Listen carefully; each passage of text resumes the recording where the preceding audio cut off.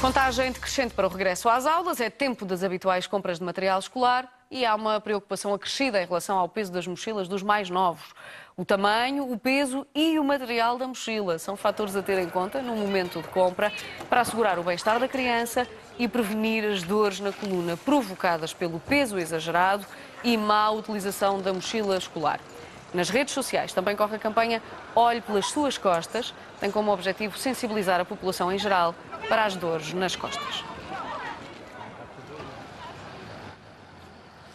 É nosso convidado, o ortopedista Dr. Rui Domingos. Dr. bom dia, obrigada pela sua presença. Muito bom dia.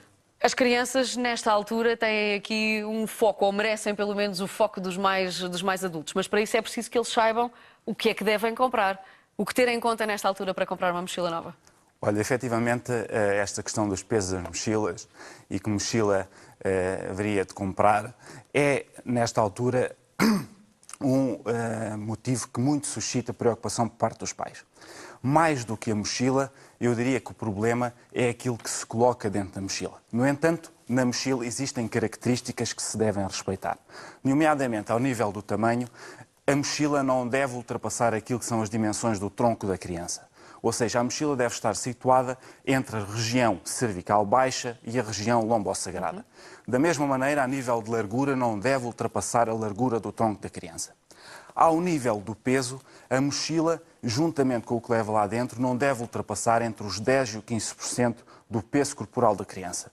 E isto é claramente desrespeitado pela maioria Até porque é difícil também, não é? É muito difícil. Se pensarmos que uma criança no 5º, 6º ano pesará 30, 40 quilos, vemos muitas vezes mochilas a pesarem 6, 7 quilos, que ultrapassa muito estes 10, 15%. Depois, ao nível da colocação da mochila, as alças devem ser largas, acolchoadas, para não criar vincos ao nível dos ombros que podem levar a formigueiros, a parestesias. Depois, é uma tendência que é muito habitual, as crianças colocarem a mochila num só ombro. Isso é totalmente incorreto. A mochila deve ser suportada de igual forma pelos dois ombros, de forma a que esteja equilibrada ao nível do tronco. E os pais devem sempre corrigi-los cada vez que vejam esses... Exatamente, eu acho que quem melhor percebe se os filhos estão a suportar uma carga adicional daquilo que podem, são precisamente os pais. Se os pais veem que as crianças têm dificuldade, quer a colocar, quer a tirar a mochila, facilmente perceberão que durante o dia essa criança sofrerá com o peso dessa mochila. Hoje em dia, os trolleys estão muito na moda, são uma alternativa a estas mochilas. No entanto, os trolleys têm alguns problemas, nomeadamente, às vezes as escolas não são escolas totalmente planas, são escolas com vários lances de escadas e são escolas com corredores muito apertados. Ora, uma criança que vá com um trolley numa escola com vários lances de escadas ou num corredor apertado estará sempre a efetuar movimentos que são de todo disfuncionais. E terá sempre de se adaptar e de carregar esse trolley. A questão é, trolleys ou mochilas, o peso não diminui. O peso não diminui. E como é que se faz então? Olha, eu aí acho que a responsabilidade deve passar pelo Ministério da Educação e deve passar pelas escolas e deve passar por fomentar o uso de cacifros ao nível das escolas. E pedir às crianças que apenas suportem o peso necessário para aquele dia. Eu lembro-me, enquanto criança, muitas vezes não desfazia a mochila e a mochila que levava à segunda era a mochila que levava até sexta-feira. Eu acho que cada vez os pais devem estar mais preocupados com esta situação, limitar os livros necessários àquele dia, fomentar o uso de cacifros e depois outra coisa que eu chamava a atenção. Hoje em dia tem-se a tendência de comprar mochilas largas, mochilas que levam tudo. Quanto maior e mais larga for a mochila, maior é a tendência a meter tudo o que lá cabe. Se bem que as mochilas devem ter diversas divisões para distribuir mais o peso ao nível das costas, sendo que os livros de maior peso devem estar situados o mais próximo da coluna vertebral possível.